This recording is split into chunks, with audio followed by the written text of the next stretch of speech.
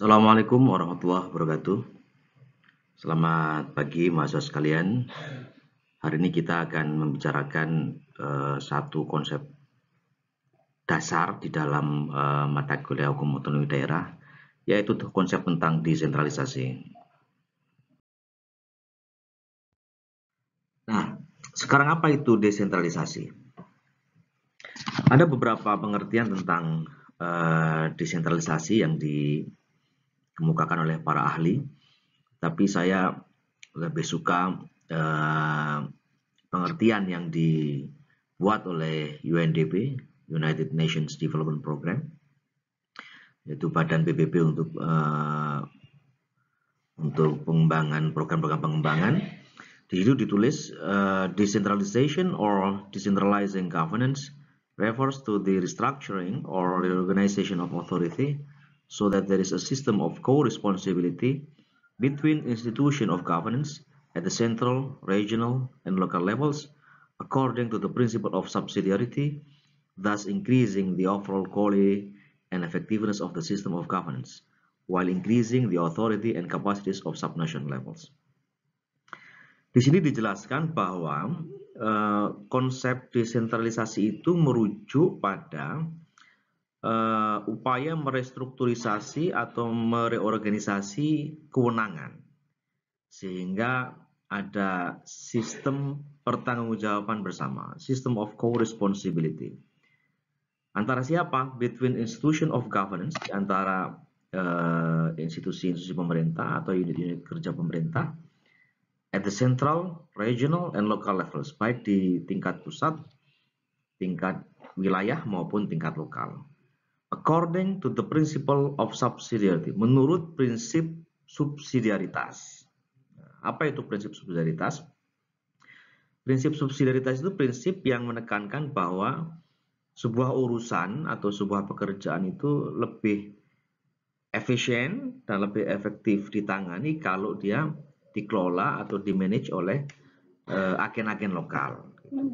Jadi jika sebuah pemerintahan itu mengakui prinsip subsidiaritas, artinya pemerintahan itu meyakini bahwa problem-problem pemerintah atau kerja-kerja pemerintah itu lebih efektif dan lebih efisien jika ditangani oleh pemerintah daerah atau agen-agen pemerintah di daerah.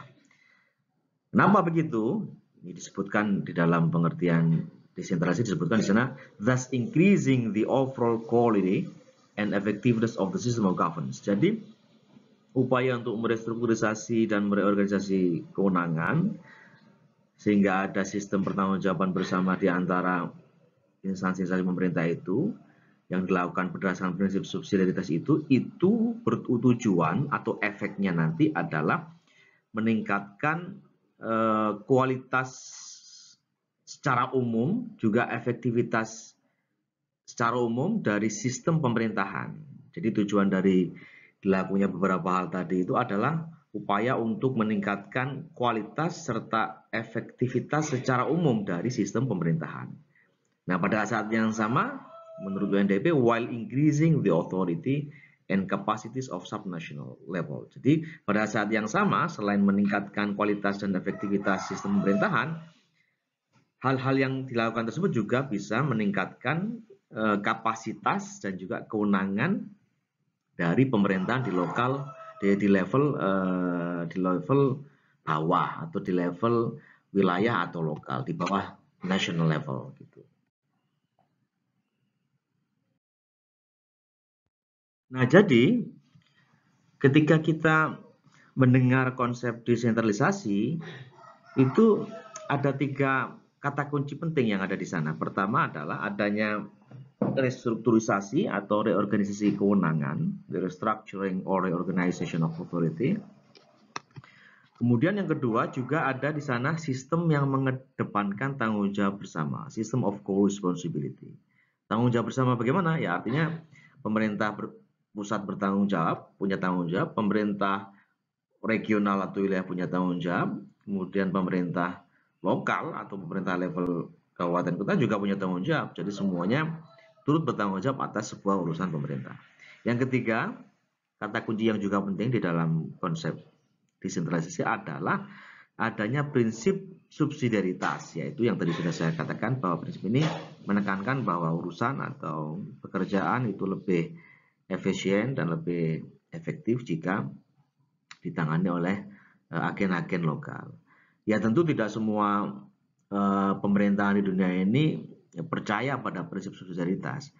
Hanya pemerintah-pemerintah yang memberikan otonomi pada daerah lah yang dia percaya bahwa prinsip ini penting bagi tata kelola pemerintahan. Jadi 3 hal itu perlu kita garis bawahi.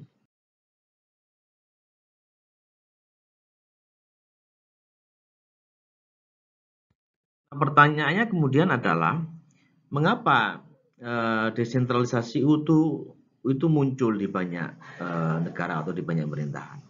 Sebenarnya ada 2 alasan utama ya mengapa desentralisasi itu dimunculkan. Pertama karena alasan administratif yang tadi sudah saya sebutkan, yaitu meningkatkan efektivitas, kemudian meningkatkan efisiensi dan kepercayaan terhadap prinsip subsidiaritas. Jadi alasan-alasan ini mendorong munculnya praktek desentralisasi di banyak negara. Bahwa jika pemerintah melakukan desentralisasi, maka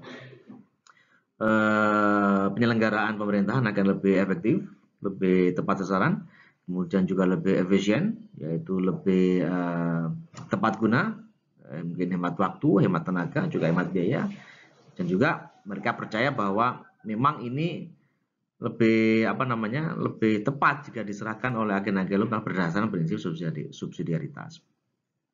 Tetapi ada alasan-alasan lain mengapa di banyak negara desentralisasi itu ditawarkan atau diberikan, yaitu alasan politis. Ini terutama karena ada ketegangan antara pusat dan daerah misalnya. Nah, dalam hal itu, dalam konteks itu, maka di sini desentralisasi itu diberikan untuk menjaga stabilitas politik, supaya tidak ada chaos, supaya tidak ada separatisme mungkin di dalam beberapa kasus, tapi juga untuk menjaga keseimbangan ekonomi, keadilan ekonomi antara pusat dan daerah.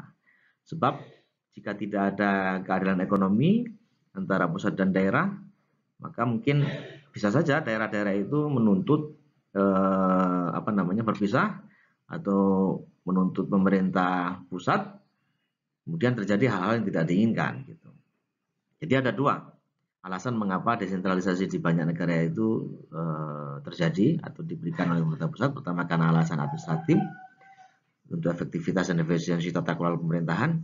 Yang kedua juga alasan politis karena untuk menjaga stabilitas keamanan politik dan semacam itu.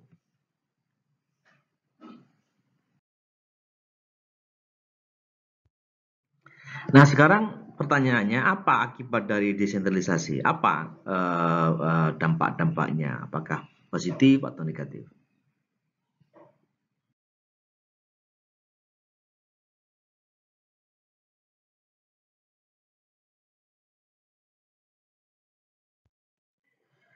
Jika kita perhatikan dengan seksama, desentralisasi ini memiliki beberapa kelebihan, tapi juga memiliki beberapa kelemahan.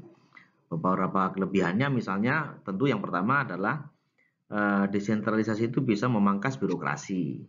Orang tidak lagi harus berurusan dengan pusat untuk sebuah keperluan pemerintah. Dia bisa berurusan langsung dengan agen-agen pemerintah atau unit-unit pemerintah di level lokal. Nah ini tentu yang kedua, meningkatkan efisiensi pemerintahan, lebih cepat, lebih hemat, kemudian lebih singkat juga, dan juga meningkatkan kualitas layanan publik juga. Yang ketiga, yang tidak kalah pentingnya adalah mendekatkan pemerintah dengan warga negara. Jadi tidak ada jarak antara warga negara. Kalau warga negara atau rakyat ingin meminta atau menuntut sesuatu pada pemerintah, mereka bisa melakukan itu kepada agen-agen pemerintah di level lokal, staf-staf atau pejabat-pejabat di level lokal. Yang keempat, dari sisi pemerintah ini juga memudahkan pemerintah untuk menangkap aspirasi warganya. Jadi tidak perlu aspirasi itu harus disampaikan kepada pusat atau dijaring oleh pemerintah pusat, tetapi pemerintah-pemerintah di level daerah mereka bisa menyerap aspirasi rakyat atau warganya lebih mudah dengan adanya desentralisasi ini. Tetapi di sisi lain, desentralisasi itu juga dapat memunculkan beberapa kelemahan-kelemahan. Yang pertama, mungkin terjadi konflik antar daerah, misalnya soal pengelolaan sumber daya alam yang melibatkan 2 atau lebih wilayah. Persoalan daerah aliran sungai, atau seperti di Indonesia mungkin banjir, tata kelola banjir itu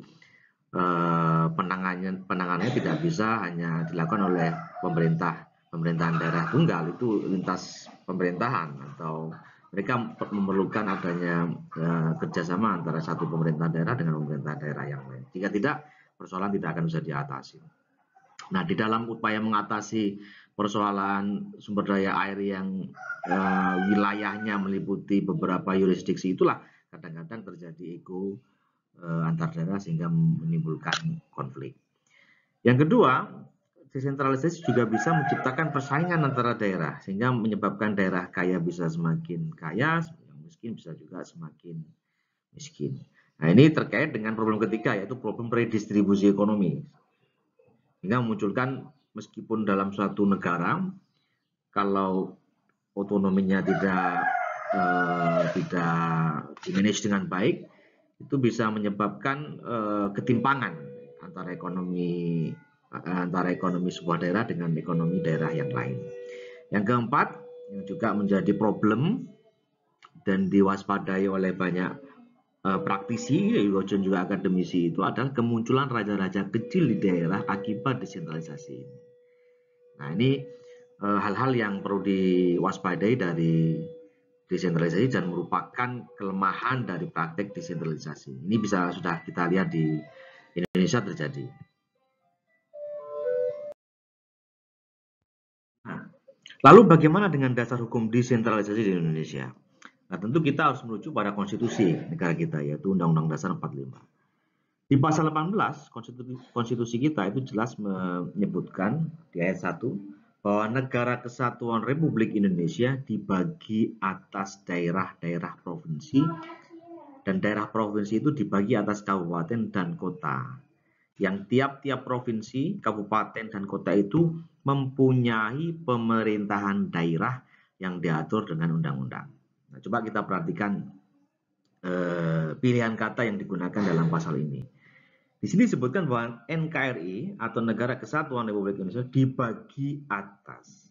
Kalimatnya bukan terdiri atas, sebab kalau terdiri atas itu bisa dipahami bahwa negara kita ini federal karena terdiri atas beberapa wilayah. Tapi ini enggak, bahwa negara kesatuan kita itu dibagi atas daerah-daerah. Artinya daerah-daerah tersebut itu eksis, berada di dalam satu entitas bernama NKRI atau Negara Kesatuan Republik Indonesia, di mana daerah-daerah tersebut, provinsi, kemudian kabupaten dan kota, itu memiliki pemerintahan daerah. Nah, di ayat 2 dinyatakan dengan jelas di situ bahwa pemerintahan daerah provinsi, daerah kabupaten, dan juga kota itu mengatur dan mengurus sendiri urusan pemerintahan menurut asas otonomi dan asas dan tugas pembantuan. Nah, ini menyebutkan dengan tegas ruh daripada desentralisasi itu, gitu. Karena pemerintahan di daerah, ya kalau kita bilang pemerintahan itu artinya pemerintahan provinsi, pemerintah kabupaten, dan pemerintahan kota, itu melakukan atau menyelenggarakan pemerintahannya, mengatur dan mengurus urusan pemerintahan itu dilakukan sendiri menurut asas otonomi, jadi mereka punya otonomi, tapi juga menurut asas tugas pembantuan. Maksudnya posisi mereka tetap sebagai kepanjangan tangan pemerintah gitu, pusat, untuk melaksanakan beberapa program pemerintahan pusat. Nah, selain konstitusi, tentu ada beberapa peraturan-peraturan turunannya dari desentralisasi ini. Kita pernah punya Undang-Undang Nomor 5 tahun 1974 tentang pokok-pokok pemerintahan di daerah.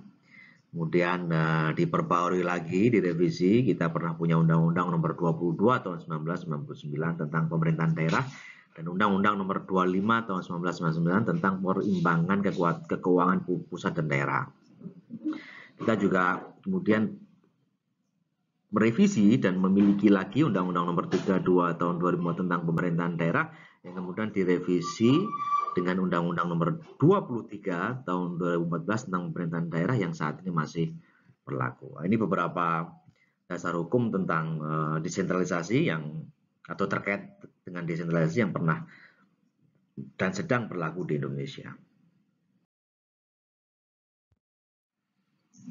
Nah, demikianlah kuliah singkat kita tentang konsep desentralisasi. Sebelum Anda meninggalkan tempat, silakan Anda jawab dulu pertanyaan saya. Saya punya 3 pertanyaan dan Anda tulis nanti di kolom komentar. Pertanyaan saya yang pertama adalah, apa itu desentralisasi? Coba jelaskan desentralisasi itu apa. Dan yang kedua, apa kelebihan dan kekurangan desentralisasi? Yang ketiga, yang terakhir, mengapa desentralisasi itu muncul atau terjadi di beberapa pemerintahan? Silakan jawab dengan baik berdasarkan paparan yang telah tadi sudah saya sampaikan. Demikian, terima kasih. Selamat belajar. Assalamualaikum warahmatullahi wabarakatuh.